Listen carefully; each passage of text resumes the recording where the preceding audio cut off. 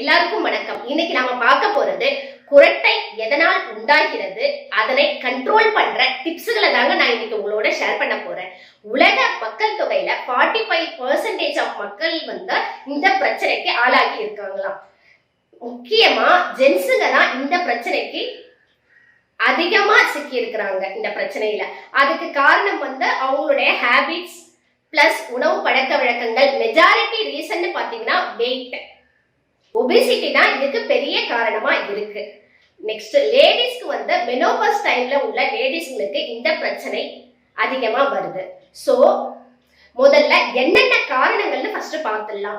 அதுக்கப்புறம் இதை என்ன செஞ்சா, என்ன மாதிரி உணவு வகைகளை எடுத்துக்கிட்டா கண்ட்ரோல் பண்ணலான்ற டிப்ஸையும் இன்னைக்கு நான் உங்களோட ஷேர் பண்ண போறேங்க.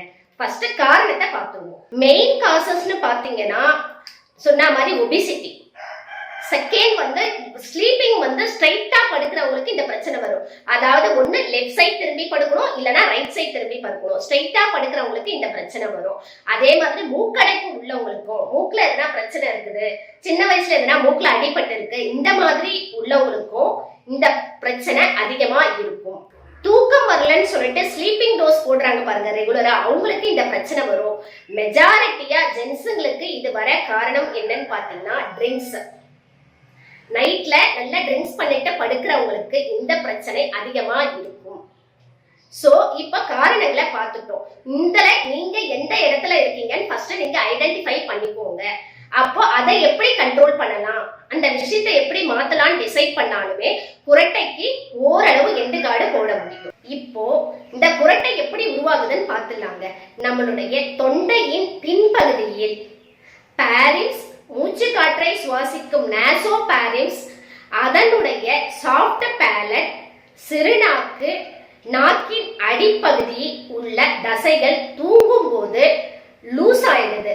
அந்த மசில்ஸ் லூஸ் ஆகுறதுனாலதான் நம்ம மூச்சு காற்று போகிறதுக்கு தடையா அமைறதுனாலதான் இந்த குரட்டை உருவாகுது. அதாவது இந்த மூச்சு காற்று போறதுக்கு வழி இல்லாம இந்த தசைகள் லூஸ் ஆகி ஃபுல்லா லாக் ஆயிடுறதுனால அந்த மூச்சு காற்று அதையும் மீறி போகும்போது இந்த தசைகளுடைய வைப்ரேஷன் உருவாகுது இல்லைங்களா, இந்த வைப்ரேஷன் தான் நமக்கு குரட்டையா வெளியே வருது. அந்த சவுண்டு தான் குரட்டைன்னு நம்ம சொல்றோம். இந்த குரட்டையினுடைய டெசிபிள் 50 to 65% இருக்குங்களா. இந்த 50 to 65 டெசிபிள் ஹெவியான சவுண்டு கேட்குங்களாம். ஒரு சிலருக்கு 100 டெசிபிளுக்கு மேலேயே குரட்டை சவுண்டு கேட்குங்களாம். இந்த தீவிர நிலை தான் அப்ஸ்ட்ரக்டிவ் ஸ்லீப் அப்னியா. இந்த மாதிரி பிரச்சனை உருவாகும் போது ஒரு சிலருக்கு சில செகண்ட்ஸ் மூச்சு காத்தே நின்று போயிடுங்களாம், சுவாசிக்க முடியாம ஸ்டாப் ஆயிடுமா. அப்ப மூளைக்கு இந்த கமெண்ட் போன உடனே மூளை அவங்கள எழுப்பிடுமா. டக்குன்னு தூக்கத்துல இருந்து எந்திரிச்சிட்டேன் அப்படின்னு சொல்லுவாங்க இல்லைங்களா, அந்த நிலைமை தான் இந்த அப்ஸ்ட்ரக்டிவ் ஸ்லீப் அப்னியா.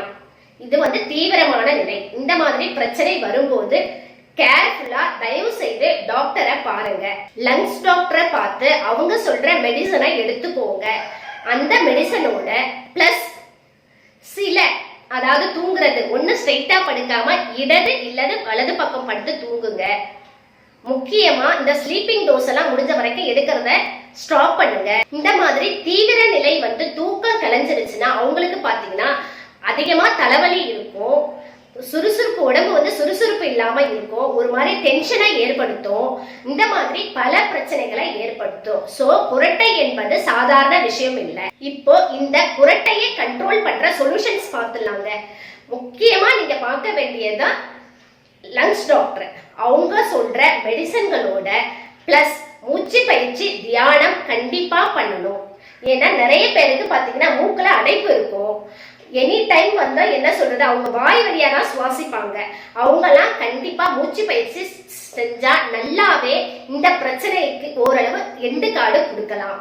அது மட்டும் இல்லாம டென்டல் டாக்டரை பார்த்து, டென்டிஸ்ட பார்த்து அவங்க டென்டல் டிவைஸ் தருவாங்க. அதை போட்டுக்கிட்டாலும் ஓரளவு இந்த குரட்டையை கண்ட்ரோல் பண்ண முடியும். மெஜாரிட்டி ரீசனா இருக்கிற ஹெவி வெயிட்டை நீங்க தான் குறைக்கணும். அதாவது இதுல பெரிய காரணமா இருக்கிறது, குரட்டைக்கு மெஜாரிட்டி காரணமா இருக்கிறதுன்னு பாத்தீங்கன்னா ஒபிசிட்டி தான். சோ அத வெயிட் லாஸ் பண்றதுக்கு நீங்க முதல்ல ஸ்டெப் எடுக்கணும். அது நீங்க இன்டேக்க மாத்துவீங்களோ இல்ல எக்ஸசைஸ் பண்ணுவீங்களோ எல்லா விஷயத்தையுமே ஓரளவு ஃபாலோ பண்ணாதான் அதுல ஓரளவு சக்சஸ் ஆக முடியும். அது மட்டும் இல்லாம தூங்கும் போது ஸ்ட்ரைட்டா படுக்காம ஒண்ணு வலது இல்லனா இடது ஒரு பக்கமா திரும்பி படுத்தீங்கன்னா ஓரளவு குரட்டை கண்ட்ரோல் ஆகும்.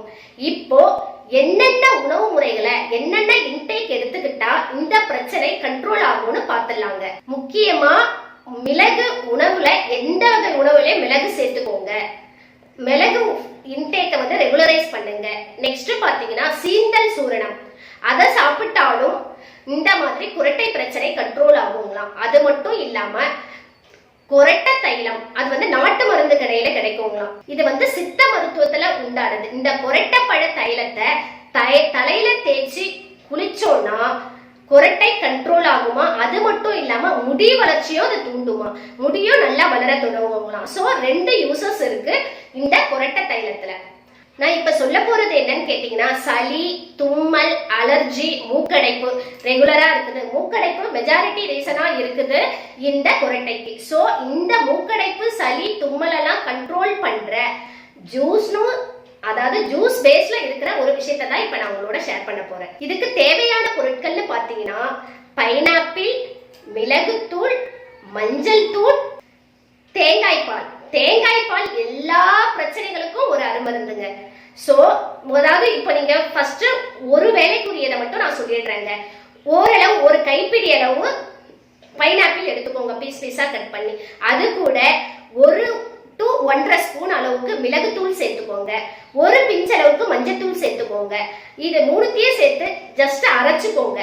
விழுதா அரைச்சிட்டு அது கூட தேங்காய் பால் சேர்த்து அந்த ஜூஸை குடிச்சுக்கிட்டு வந்தீங்கன்னா கண்டிப்பா ஓரளவு இந்த குரட்டை கண்ட்ரோலுக்கு வரும். அதாவது மூக்கடைப்பால் வருகிற குரட்டை கண்ட்ரோலுக்கு வரும்.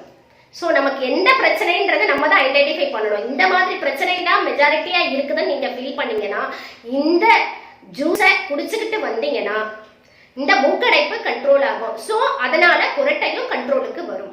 இப்ப நான் சொல்ல போற இன்டேக்க ஒரு 30 டேஸ் ரெகுலரா சாப்பிட்டுட்டு வந்தீங்கன்னா கண்டிப்பா குரட்டைக்கு ஓரளவு எண்டுக்காடு கொடுக்க முடியும். இதுக்கு தேவையான பொருட்கள்னு பாத்தீங்கன்னா அதிமதுர பொடி, வெள்ளை மிளகு பொடி, தேன், நாட்டு சர்க்கரை.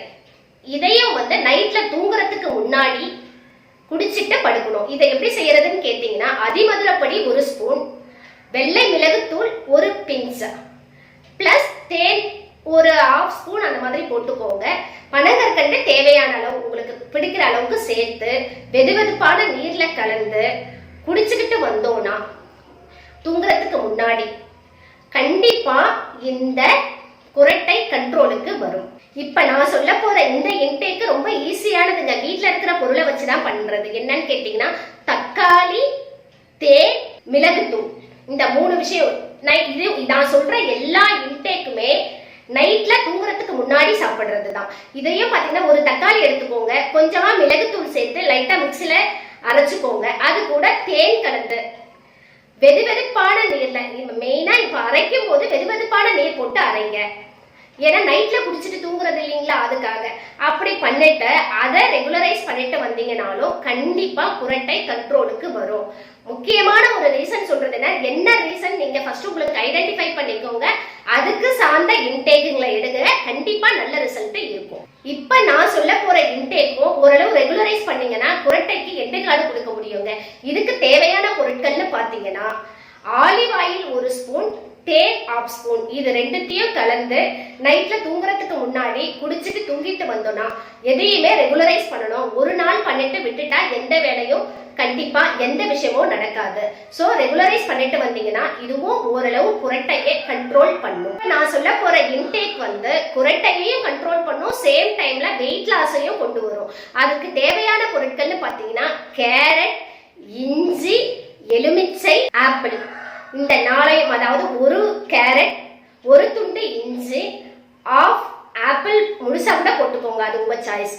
அது கூட 1 எலுமிச்சையை கம்ப்ளீட்டா பிழிஞ்சு அந்த ஜூஸ் இது மொத்தமா சேர்த்து அரைச்சு வெதுவெதுப்பான நீர்ல கலந்து குடிச்சுக்கிட்டு வந்தோம்னா குரட்டையும் கண்ட்ரோல் ஆகும், சேம் டைம்ல வெயிட்டும் லாஸ் ஆகும். இப்ப நம்ம பார்க்க போறது பாட்டி வைத்தியத்தில் குரட்டையை கண்ட்ரோல் பண்ற இன்டேக் தாங்க. இதுக்கு தேவையான பொருட்கள்னு பாத்தீங்கன்னா கருந்துளசி, புதினா இது ரெண்டுத்தையும் சேர்த்து ஒரு கைப்பிடி அளவு எடுத்து அதை வெதுவெதுப்பான நீர்ல போட்டு மைய அரைச்சுக்கோங்க. அதாவது ஃபர்ஸ்ட் அரைச்சிட்டு அதுக்கப்புறம் வெதுவெதுப்பான நீர்ல போட்டு கொஞ்சம் லைட்டா சூடு பண்ணி அதை வடிகட்டி குடிச்சுக்கிட்டு வந்தீங்கன்னா கண்டிப்பா இந்த குரட்டை ஓரளவு கண்ட்ரோலுக்கு வரும். டேஸ்ட்டுக்கு வேணும்னா நீங்க கொஞ்சம் தேன் கலந்து சாப்பிட்டுக்கோங்க. தேன் இல்ல நாட்டு சக்கரை எது வேணாலும் எடுத்துக்கோங்க. அதோட சேர்த்து அதை சாப்பிட்டுட்டு வந்தீங்கன்னா, அதுவும் நைட்ல தான். எல்லாமே இப்ப நான் சொன்ன இன்டேக் எல்லாமே நைட்ல சாப்பிடுங்க தூங்குறதுக்கு முன்னாடி. நான் சொன்ன இந்த டிப்ஸுகளோட பிளஸ் செய்யக்கூடாத விஷயங்களை அடியோடு செய்யறத நிறுத்துங்க. லைக் ட்ரிங்க்ஸ் பண்றது, இந்த மாதிரியான விஷயங்களை நிறுத்திட்டு டாக்டர்ஸ் மெடிசனோட பிளஸ் நான் சொன்ன இந்த இன்டேக்குங்களை எல்லாம் ஃபாலோ பண்ணிட்டு வந்தீங்கன்னா கண்டிப்பா குரட்டையில இருந்து விடுபடலாம். நான் நிறைய டிப்ஸுங்க உங்களுக்கு ஷேர் பண்ணியிருக்கேங்க. ஏதாவது ஒரு டிப்ஸை கையில எடுங்க. நமக்கு என்ன பிரச்சனை இருக்குது, எந்த டிப்ஸை எடுத்தா நமக்கு சூட் ஆகும் நீங்க ஃபீல் பண்ணி அந்த ஒரு டிப்ஸை கையில எடுத்துக்கோங்க. டாக்டர் மெடிசன் பிளஸ் இந்த டிப்ஸ் இது கூட பண்ணக்கூடாத விஷயங்களையும் கண்ட்ரோல் பண்ணீங்கன்னா கண்டிப்பா குரட்டைக்கு 8 கார்டு கொடுக்க முடியும். நான் சொன்ன இந்த டிப்ஸுகள் உங்களுக்கு யூஸ்ஃபுல்லா இருக்கும்னு நம்புறேன். நன்றி, வணக்கம்.